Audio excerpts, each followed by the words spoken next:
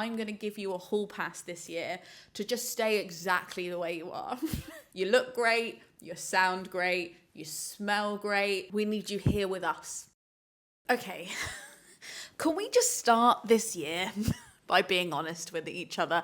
I almost sat here in this very seat, which I have chatted to you from this very armchair for years. We know each other well. And I almost sat here and gaslit you. I almost sat here and made a video about New Year's resolutions like nothing else was happening. Like this year was like any other year.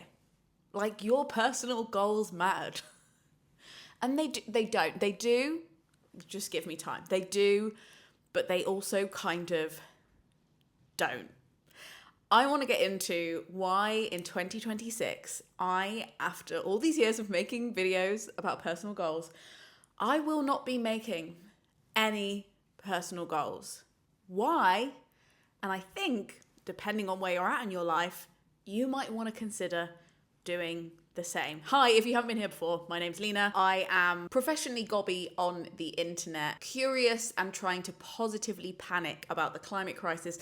And I have written a book about it called Half-Arse Human, How to Live Better Without Burning Out, which happens to be coming out in paperback. Because you're not here in person, I need you to know that these bits are risen.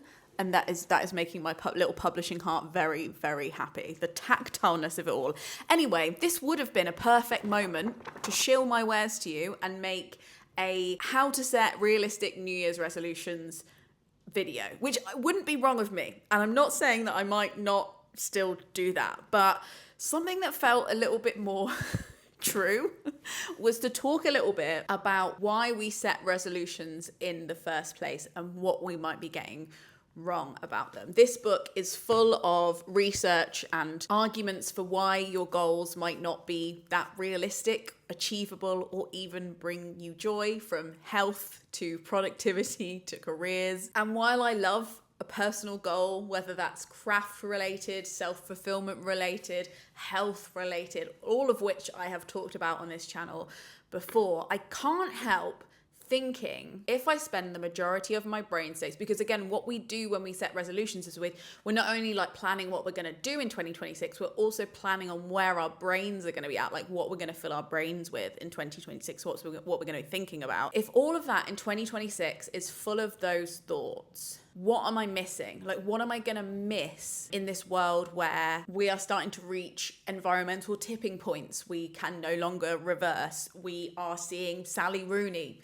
potentially being pulled from the bookshelves in the UK because of her support of Palestine. In my local area, I'm hearing the vocal and now seeing the physical evidence of Reform, our essentially fascist party, taking root in my local community. I wish that was an exaggeration, but I was literally at one of my local fairs the other day and Reform had a stand like next to the candy floss van and the teacups. I kid you not. And I ended up texting the group chat I was in because I just joined my local Green Party and was like, that's weird. Are they supposed to be here? And it turned out there were some local officials from the council in that group. And no, the answer was they weren't supposed to be there. And they got moved on. And I'm not even sorry about it. So if you ever see, by the way, if you're not from the UK, Reform are the party that Nigel Farage, you might, if you don't know about Reform, you may recognise this man. And I'm sorry that you do, and you ever had to hear him speak. But like, that is partially on us, the British public, for not realising what a serious threat he was. And I mean, partially on, actually, no, don't even get me started on who's responsible for that, because it's simply just another video. With all of that taking root in my heart and my reality, because this isn't something where I'm trying to be a compassionate lefty and like I'm trying to be part of the solution, not part of the problem. With all of that logically being something that should be setting off alarm bells, because it will threaten my personal finances, my personal health, my personal freedoms, why would I sit here and set resolutions like it's any other freaking year in history when I know that any effort I put into my personal goals in 2026 could potentially be ripped away from me, or at least eroded, or at least just like a bit of a pants waste of time if somebody like Nigel Farage gets into power.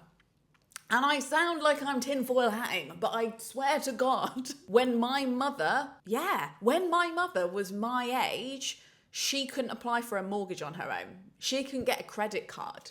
Like, we are not fucking around.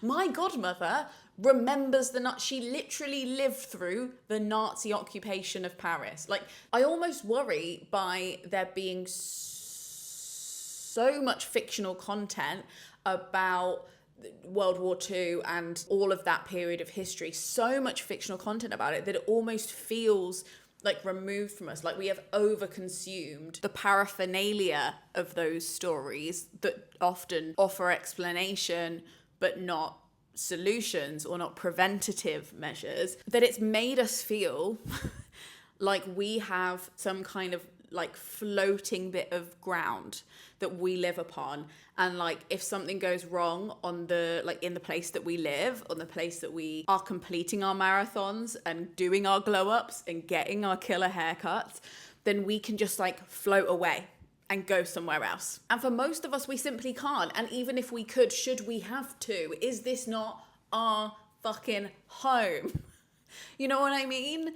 This is where I should be able to just focus on training for a marathon should absolute delusion overtake me. This is where I should be able to just quietly sit in my shed and write my poems about socks and make chocolate cornflake cakes and not worry about like that is what home should be. But to get to that point where I can quietly do all my little self-improvement rituals and like look inwardly at myself and what I can change about myself, I fear that I need to maybe spend a year doing something else entirely. And I want to come back to those goals. I do. But one of the points I make in this freaking book is that we do only have finite time and finite energy, and any decision we make to whole-ass one thing is a decision to half-ass something else. And maybe strategically doing that and planning what we're going to half-ass and really prioritizing what is genuinely the most urgent is a way to accidentally self-actualize without meaning to. Hello, Lena from the future here with a little disclaimer. If you are not in a position to pause or adjust your New Year's resolutions because they're urgent, which by the way, I don't tend to use New Year's resolutions for urgent tasks. That would be more like a whole ass focus of your whole year. I talk about whole ass focuses in the book as well. Then I am trusting you to not follow my advice, to ignore me completely. Please decide for yourself whether this video and what I'm about to say is applicable to you. Now back to the examples. For example, let us Google the top 10 New Year's resolutions that people make. Come on. Okay, according to YouGov, this is what Britons spent last year wanting to do. This time last year, what were the resolutions? The most popular one was save more, spend less. Now, no amount of, like, you can spend your year trying to do that, and that is admirable, and maybe we should all be doing that a little bit more, but your little spreadsheets and like skipping out on coffees and maybe buying a cheaper car won't make a goddamn difference if somebody like Liz Truss comes into power and tanks the economy again. Do you see what I mean? The biggest predictor of whether you're going to be financially stable in the future is if the things around you that you will need in the future remain affordable and like realistically priced, and who your MP is. Like that is literally, like that is what will actually result in what you want from this idea of saving more and spending less. The next one is get fit, exercise more. That's all very well, but if a band of toxic masculinity masterminds get into power in the next election, which by the way is a real risk in the UK, men are going to feel even more emboldened than ever to make me feel unsafe in gym spaces, which is why I have like cancelled gym memberships before, because I've just felt like the vibes were far from immaculate. And the idea of like exercising outside becomes less doable or safe, or at least relaxing because of those. Like I already don't feel like I can jog at this time of year outside after 3 p.m. So access to getting fit and exercising decreases as well as being outside becoming less safe because the air is less clean. You have to jog on roads with awful pollution that's going to like really erode your health more than improve it. Like all of like the idea that we can exercise in a vacuum and that not be about what's going on in the wider world is wild. So if I spend a year giving my time and energy to organizations that are trying to protect the outside world that I might want to exercise more in 2027, that would make more sense. Losing weight. The body chapter in Half-Assed Human is one I spent a lot of time like wording in a way that I was really happy with. So I'm not gonna like rehash all of that spontaneously now and undo all of my careful work that I talk about in Half-Assed Body. But I think that one of the root ways we police ourselves when it comes to how we look is because we want to be accepted. And one of the like best predicting factors for feeling accepted by the people in your immediate vicinity, which let's face it is all that really matters, is actually knowing those people and meeting them and seeing how unjudgmental they are, or giving the opportunity to know you past your looks. It's going to be less exciting for you to spend your whole brain space worrying about how you look if you already know that the consequences of looking bad to your community are very small, minuscule, non-existent even potentially. Gain new skills and knowledge. This, again, is a great goal and one that I would set myself and have in the past.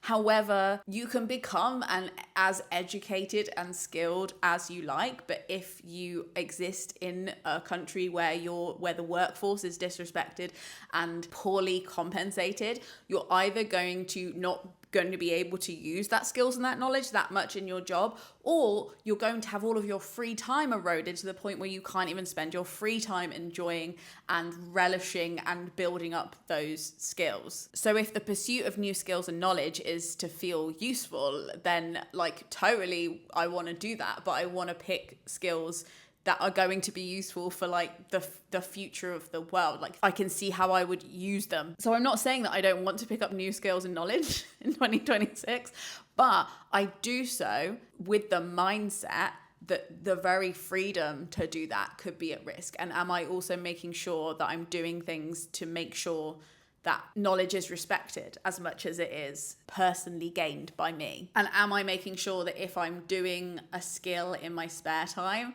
I'm not just trying to learn the thing that's most monetizable, but something that might actually be useful to my community or to myself, to sustain myself in the future, whether that's like sustainable gardening or learning BSL or learning how to mend clothes or organize a get together or something like those kinds of skills that I think they're just so much more fulfilling because you can genuinely see the use of them. And that is like a selfish act. Another point that I wanted to make is that I actually do think that what I'm talking about is a completely selfish endeavor in that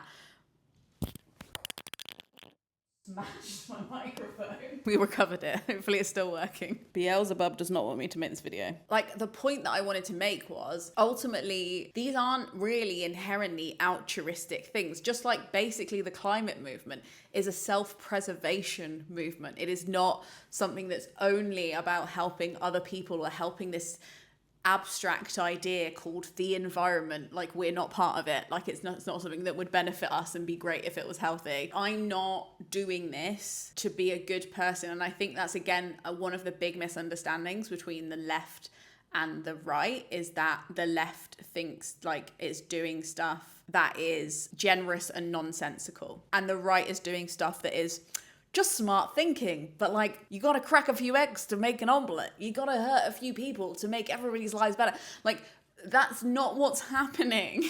What's happening is we have all these huge connected crises on our hands, and the most logical thing is to band together and do stuff that will benefit everybody, because spoiler alert, the more people it benefits, generally, the better it is for everyone. That's not even maths. That's not even we didn't even have to any like taking away or dividing or square rooting.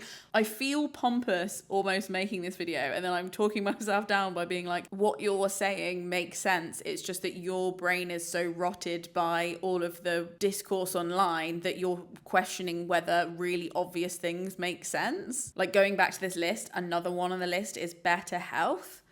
And I don't know how to tell you that the best thing you can do, for example, your skincare, is to make sure that your air isn't polluted and that you are sleeping enough, which means like the only way we're really going to get enough sleep is to end capitalism. Like there is no like morning routine that can get you clear skin, lower cholesterol, better hormone balance, a longer life, less chance of Alzheimer's than the end of capitalism. Like it's just more, it's going to be faster. I actually think it would be faster to end capitalism than it would be for all of us to get a perfect skincare routine. Because by the time we all find out what that is, we won't have access to the resources to make it. So we might as well just sleep in and end capitalism. Better time management and productivity. Again, wouldn't have to do that if we were doing tasks together. If you only had to wash up once a week. If childcare was collective, if we were better compensated for the value that we were actually adding to the companies that we worked for, and therefore wouldn't have to spend so much time working. Declutter or tidy our homes. Wouldn't have to do that as much if we weren't being so constantly sold to every time we leave the home or even around our home, or the brands that are screaming at us. Wouldn't be an issue. Quit smoking or vaping, drink less alcohol, reduce levels of debt, improve financial management, start or increase investments. These are all things that would be better if we could do them together and we had the time and the safety nets to do them together. And I just worry that while it would be lovely if we had enough bandwidth and time to commit to both collective, preventative, safety related goals and personal goals, realistically, we're probably not going to even get round to half of those things, half us human. So we might as well make sure that the half we do end up doing are the ones that are the most urgent and will enable us to do the personal ones later. So why don't we make a few goals together? I'm going to get my pen out. You can get your pen out.